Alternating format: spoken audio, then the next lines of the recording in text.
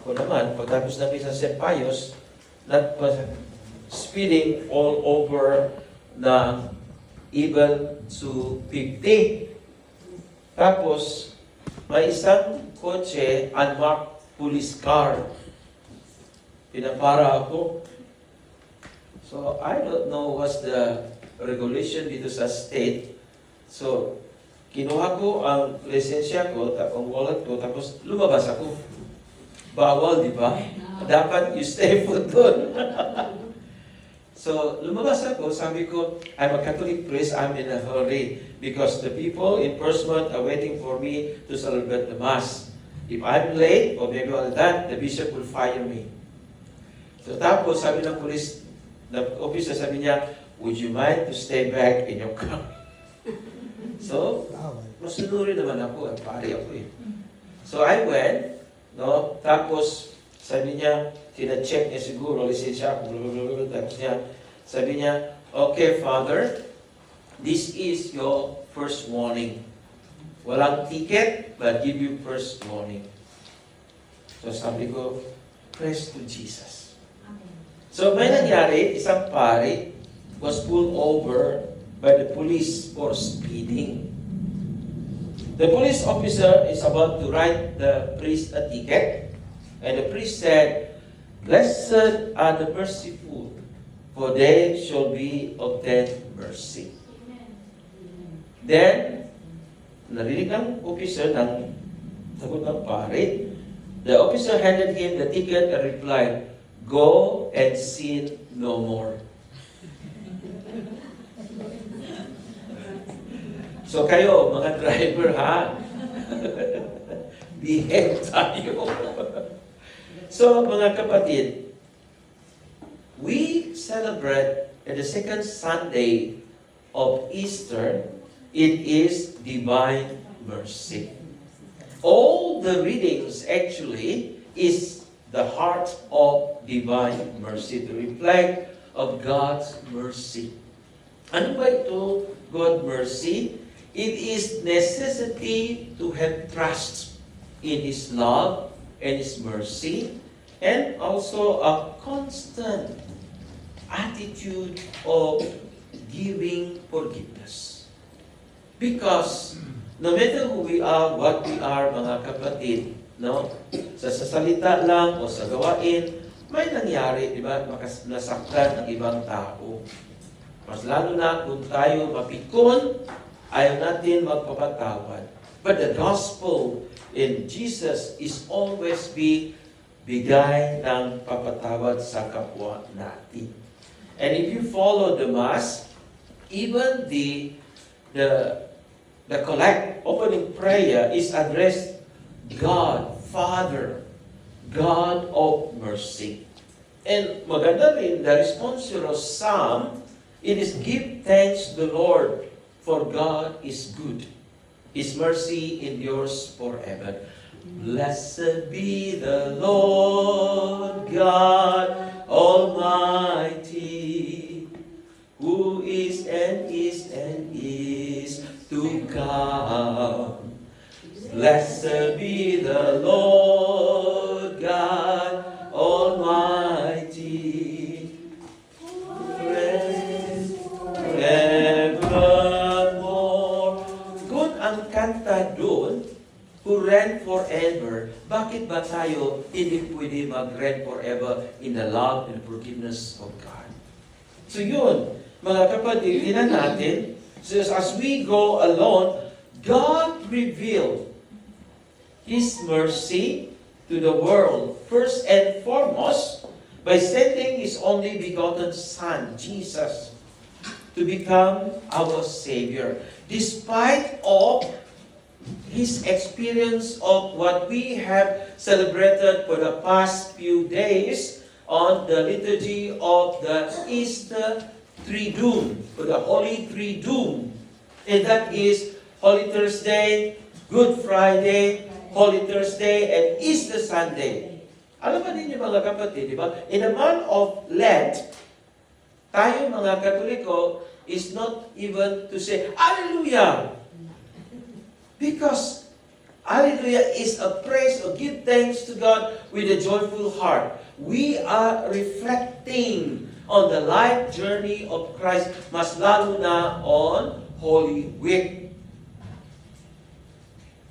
So, mga kapatid, let us find some strength and courage what it is that you and I celebrate the divine mercy. Continue to be offered to you and I, and especially in our participation of the Holy Eucharist, and as well receiving in the Holy Sacrament of Confession. Tayo mga kapatid, bilang mga isang gawain sa El Shaddai, when did you come to confession? Aray po, Father, tagal na po. But it is the strongest event that you and I experience the divine mercy of God. And of course, of all the sacrament, how beautiful it is bilang isang Katoliko, no? Tayo, ang buhay natin is go around the sacraments. Ilan ba sakramento natin? 7, di ba? Okay, I don't want to go details sa inyo because pasado na kayo lahat.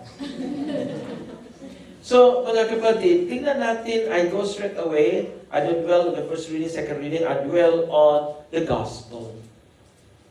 Mercy given through the risen Christ. In today's gospel, as we've been proclaimed just now, Jesus appearing to his disciples, his apostles, in the evening of the first of Easter week.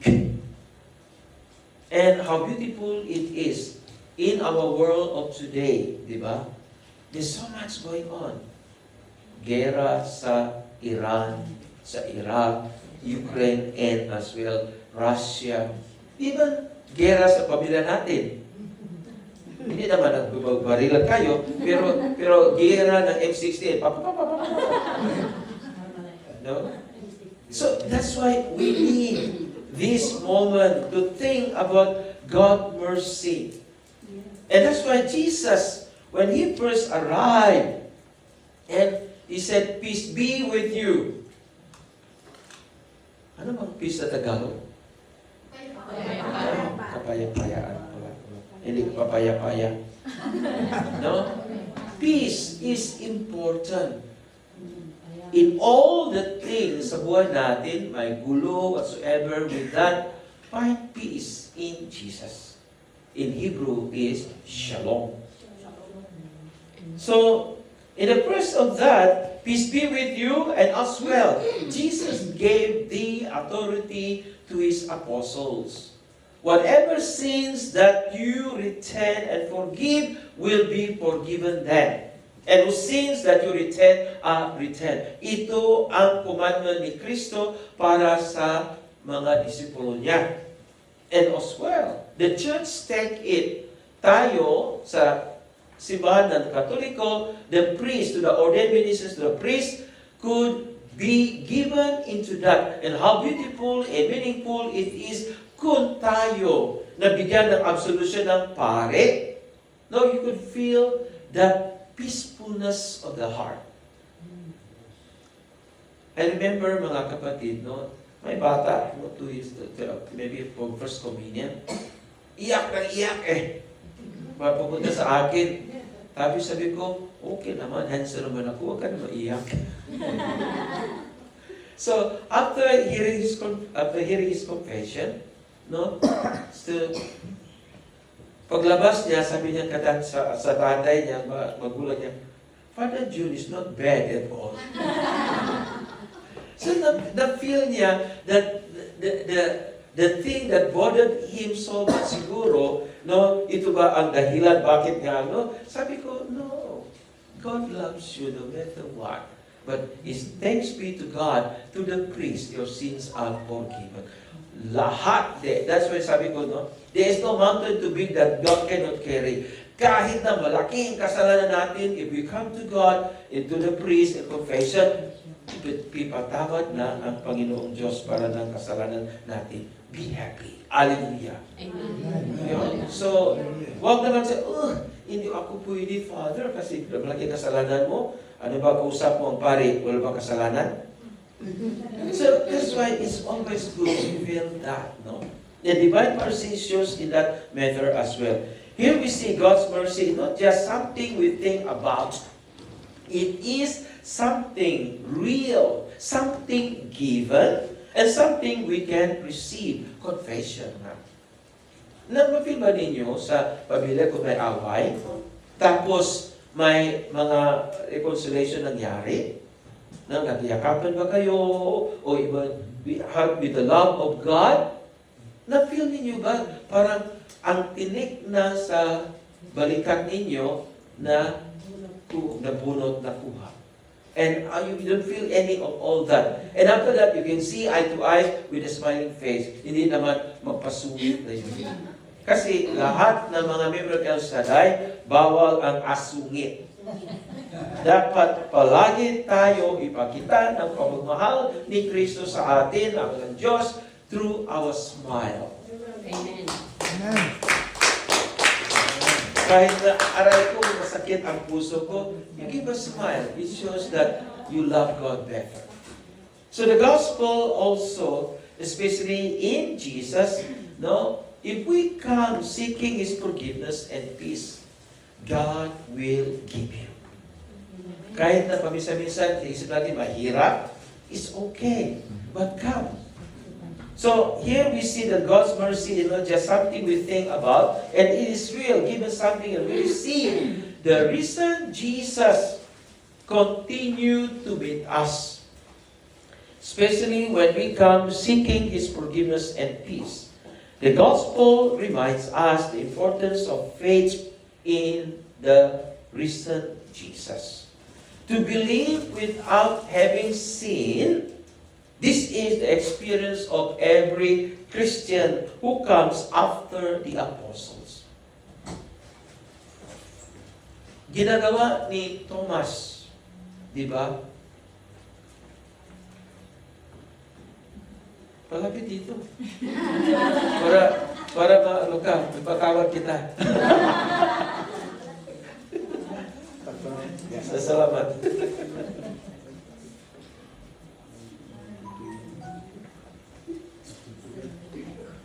Kakatapos ko lang ng pinalon master sa St. Pius kanina eh. Tapos tapo naman ako may house blessing.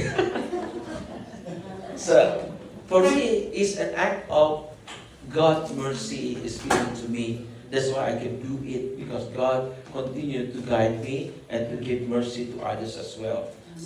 Sana ba ako, Kuya Marlon? Ikaw talaga. And that's why, to believe without having seen, this is the experience of you and I experience, di ba? Ang disipulo ni panahon ni Kristo, nakita nila how important it is, but to us, it's not.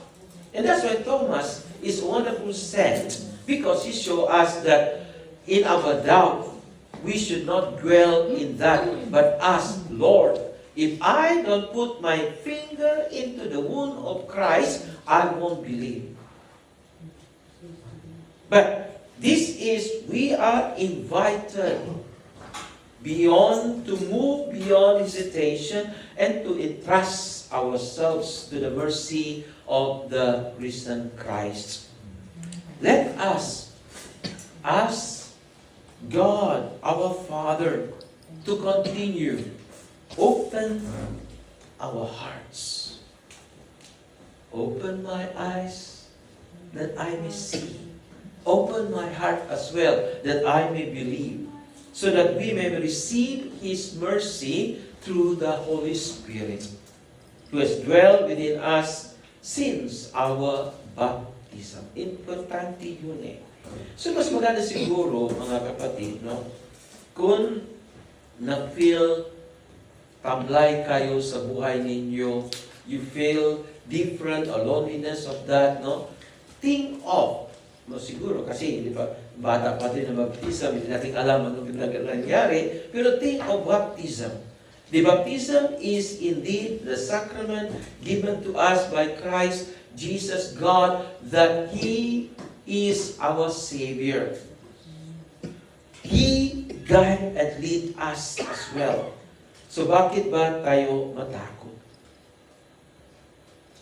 From doubt to faith. Then we hear about Thomas. He struggled to believe at first. But when Jesus appeared to him, and Jesus said, "Do not be unbelieving, but believe." Itanggal natin an, tapos ilagay ang believe sa utak natin, sa puso natin, at sa gawain natin. And after that, because the unbelief is been, tinatanggal na, and believe, and that's precisely ang word come from Thomas is, "My God, my Lord, and my God." And something very important here. And that's why Jesus said, "Blessed are those who have not seen and yet believe." Jesus is speaking about us. Lahat tayo dito ngayon. Jesus is talking about us, you and I. All who believe throughout history. The apostles saw and believed, and that we have not seen, and yet we believe. For that, the Lord calls us blessed. Because we believe without even seeing Jesus, and we see Him through the eyes of faith. Buksan ang puso natin. So, in our second reading, actually, St. Peter even reminds us that even though we do not see Him now, we believe Him and rejoice with Him in the way of the glorious Easter. So, may iba ba, what do you feel during Easter celebration? Or even, nag-attend ba kayo ng Holy Saturday Vigil? No? It is from darkness into the light.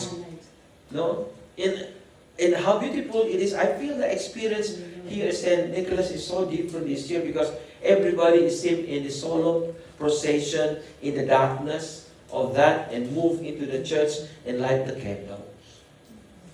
Kung hindi pa tayo naliwanag, hanapin ninyo ang mga kapatid natin para sabi niya, ikaw ang bigay ng Diyos paliwanag sa buhay ko. Pwede ba? Alright. So divine mercy assures us of that God does not turn away from us in moments of hesitation and struggle. Instead, He draws us, offering us peace, forgiveness, and renewed faith. So sana mga kapatid, no, bawat gawain natin sa buhay natin dito sa El Shaddai every week, we come so that we could be renewed in our faith. Because Jesus is already risen. And that's why I said sa mga congregation ng St. Nicholas, sabi ko, Jesus is already out of the tomb. Now, ito ng panahon, ang pare, papasok sa tomb para matulog. Kasi, di ba, just imagine, ginagawa ng pare, Holy Thursday, Good Friday, Holy Saturday, and Easter Sunday. Woo! Si Kristo, nabangon na, Pasko, pagkabanhaw, pagkabuhay. Ang pare naman, papasok naman para matulog.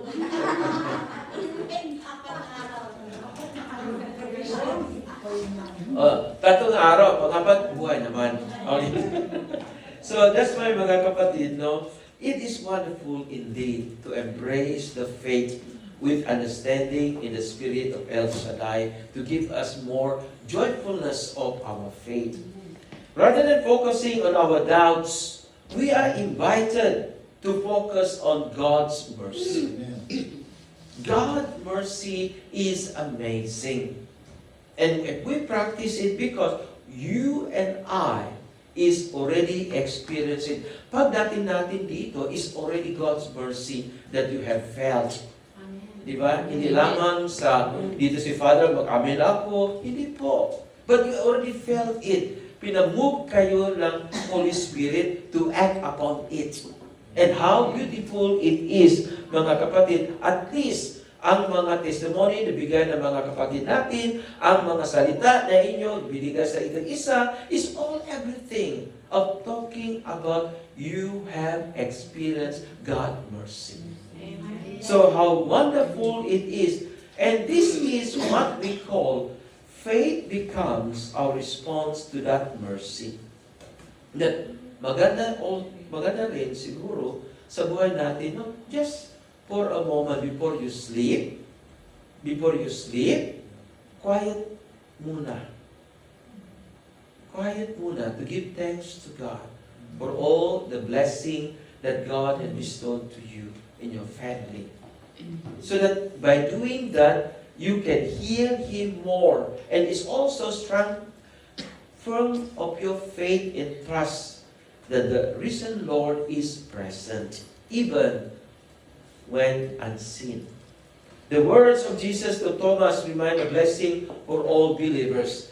Blessed are those who have not seen but believe. Okay ba tayo? Okay, 5 more minutes, then I'll be done. So, ito mga kapatid, how we saw the growing in a living faith of Thomas in all of us.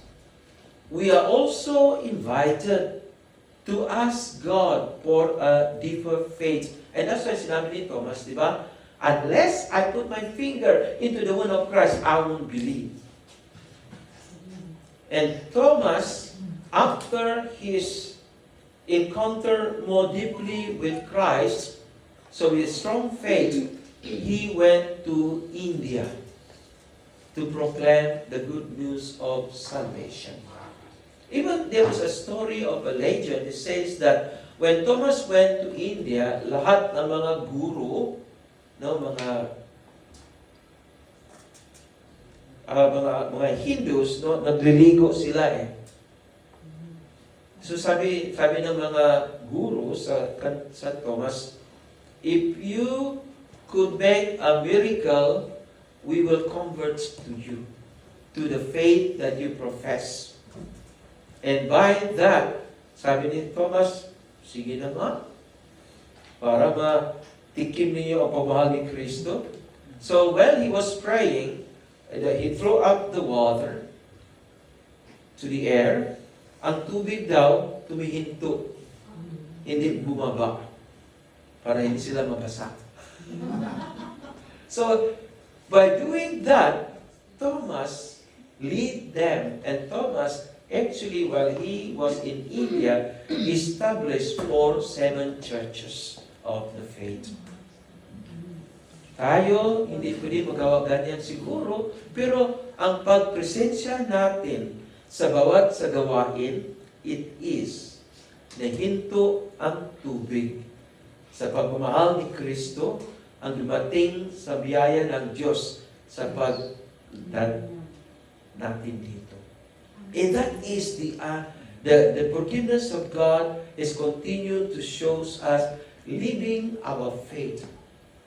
Napansin ba ninyo, siguro mas buti siguro, mag-usap kayo, no, bawat isa, hindi ngayon kasi ako nagsalita. No? Mag-usap kayo, siguro kung you feel that sa isa mga elders, ilang taon na ba sila sa gawain? And listen to them, how they grow in their faith. Kasi is the treasure that they have shown. And magpalakas ng pananampalataya yun if we listen it with the love of Christ that your brothers and sisters give back to you. So that is, nahinto ang tubig, ang pagbaba, at mahal ni Kristo, tapos lahat ng mga Hindus na narinig kay St. Thomas become in the faith of Jesus Christ.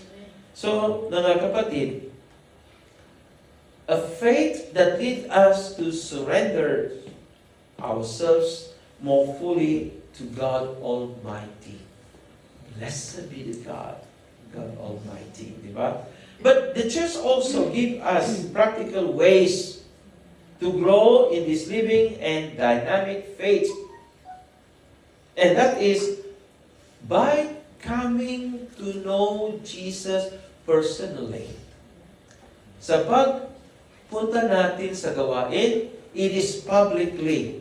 But you come personally so that whenever you hear the Word of God, you embrace it personally. And it increase and grow your faith.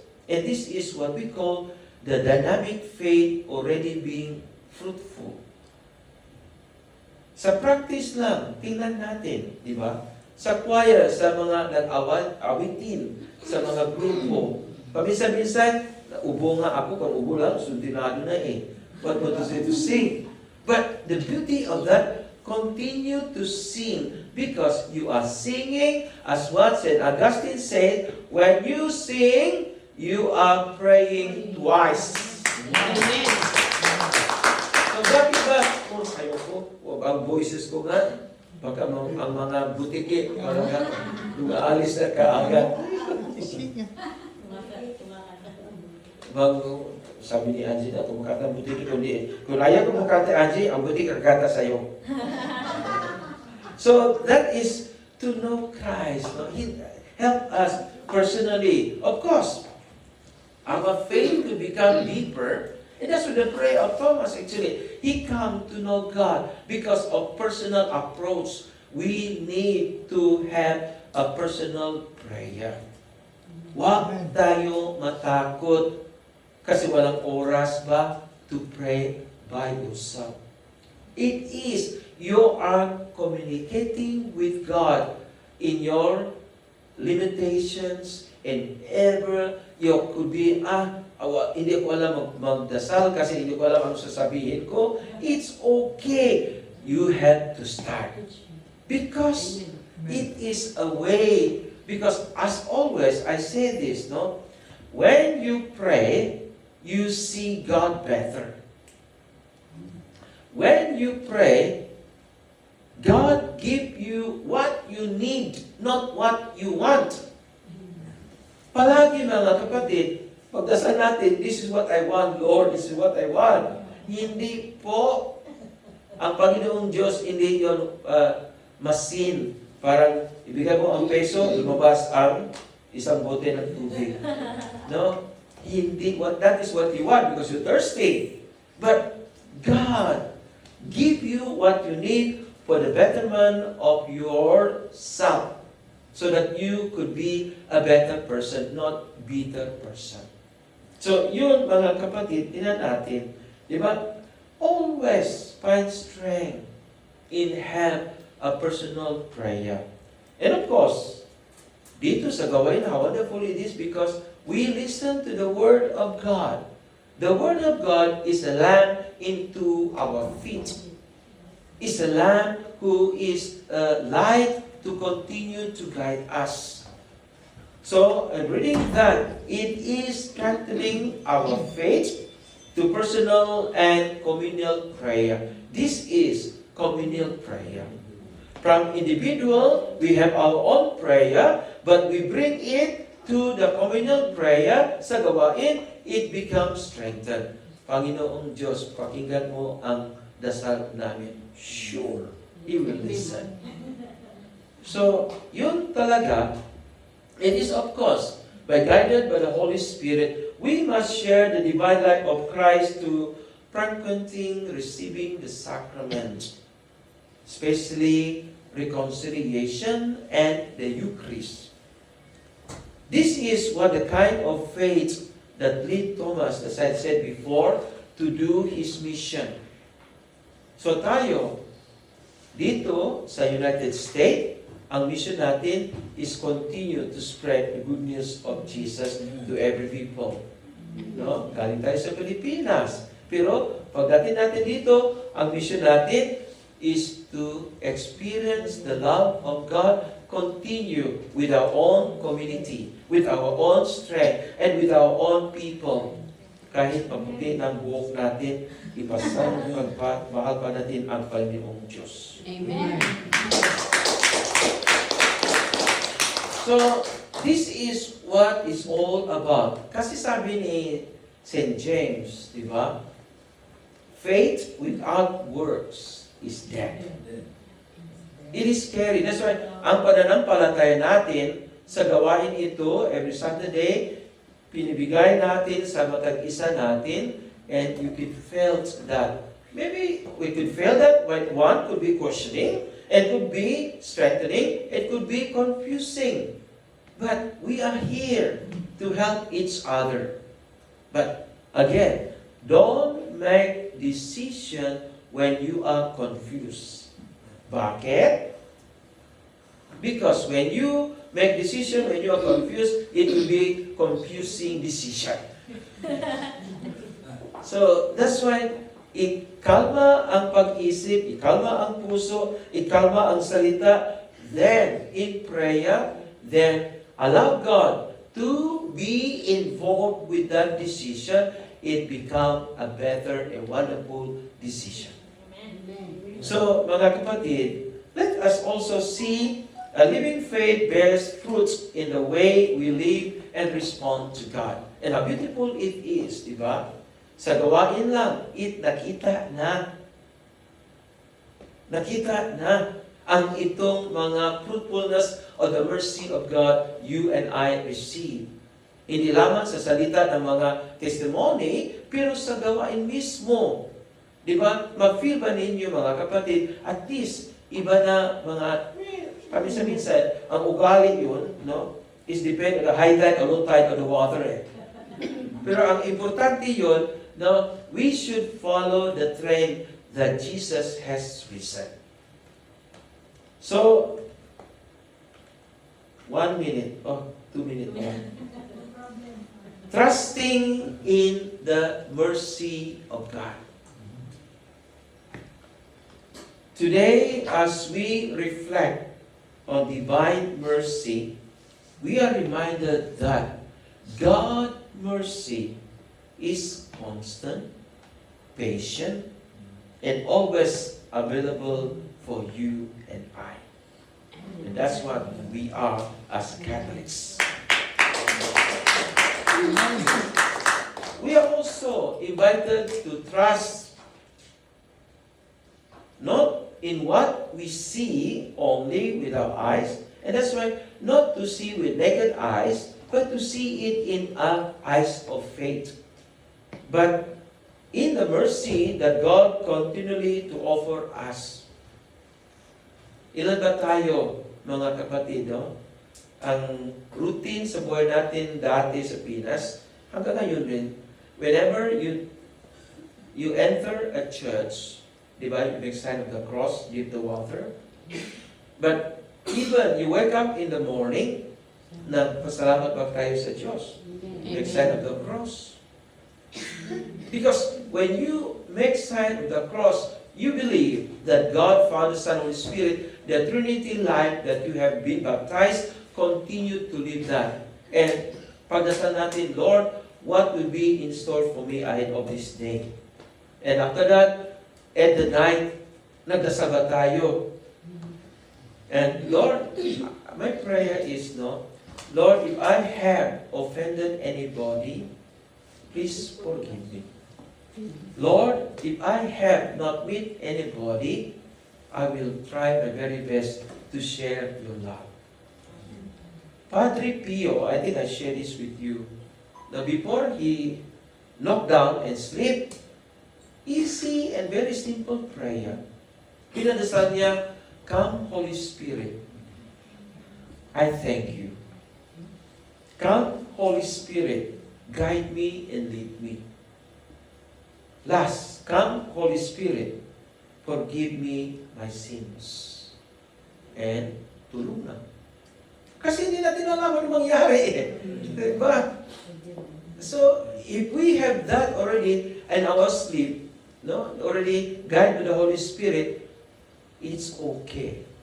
Kahit na, ang panaginip ninyo iba-iba, it's paminsan-minsan, mapinto kayo sa panaginip, di ba? So, but if you already pray like that, leave it in the hands of the Lord. Make sign of a cross, tulog na. So, this is let us, in this divine mercy, continue to open our hearts kahit na matigas pa ang puso natin sa Panginoong Diyos o sa matag-isa natin dito. Tingnan na ang mukha. Sabi mo, bakit kamukha mo, kamukha ko rin? Oh, hindi So that's why, if we could say that, because ang love of God is really felt in your love. So let's continue to receive His mercy and allow it to strengthen our faith in the risen Jesus. In everything that you experience, sa ups and downs of your life, as Saint Faustina said, Jesus, I trust in you. Alright po, salamat po.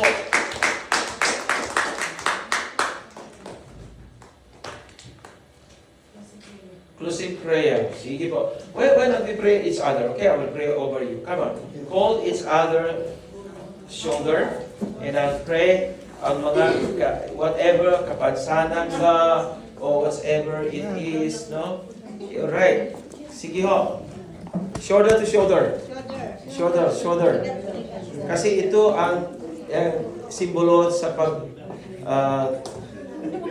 pagdala sa inyong mga. Alright, shoulder to shoulder. Okay. Alright, I lead you in prayer. Shoulder to shoulder. Yeah. Kasi tayong lahat mga kapatid, ang is bilang isang tulay ang bigay ng love of Christ to another. Okay? Heavenly Father, we thank you for the grace and love that's given to us at this very moment. Of each and every one of us at this very moment experiencing, there could be trials, there could be problems beyond our understanding, is too heavy upon our shoulders. But Lord, we lift up to you all our brothers and sisters at this moment of grace, that they may experience your healing touch, whether it is could be a painful in the head, a painful in the shoulders, painful in the heart, or in the stomach, or in the leg, that they may continue as well to experience your healing touch, because we believe, Lord Jesus, you are the divine physician who cured as you have cured during your time, and you will cure us again at this moment, because we believe on you and your mercy. As we say, Hail Mary, full of grace, the Lord is with thee. Blessed art thou among women, and blessed is the fruit of thy womb, Jesus. Holy Mary, Mother of God, pray for us sinners, now and at the hour of our death. Amen. Glory be to the Father, to the Son, and to the Holy Spirit. As it was in the beginning, is now, and ever shall be, world without end. Amen. The Lord be with you. And with your Almighty spirit. God bless you, Father, Son, Holy Spirit. Amen. Shalom, everyone. Shalom. Please.